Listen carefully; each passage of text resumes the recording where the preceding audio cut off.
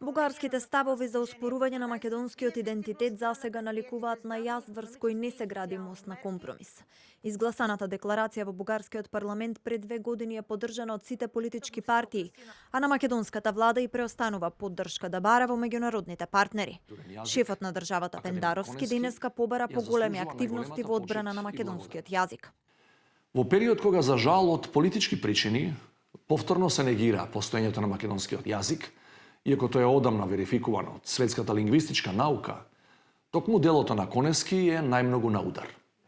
Во таа смисла, еден од најцврстите бедеми во одбраната од неаргументираните и често ирационални напади е меѓународниот семинар за македонски јазик. Јасно е дека проблемите се подлабоки. И Ману и Бан повеќе не соработуваат. Председателот на Ману Коцарев во интервју за Слободен печат најави дека соработка со Бугарската академија нема да има се додека не ги признае фактите.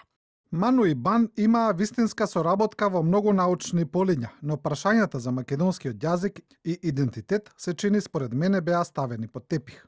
И додека Софија се спрема за избори, бугарски аналитичари ја советуваат сегашната и идната бугарска влада да превземе дипломатски потези во одбрана од американски притисок за решавање на спорот меѓу Софија и Скопје.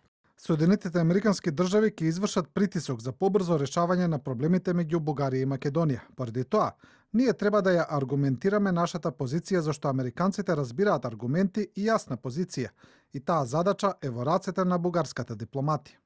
Македонија засега бара португалска поддршка. Димитров и Османи денеска имаат средба во Брисел со шефот на португалската дипломатија Сантош Силва.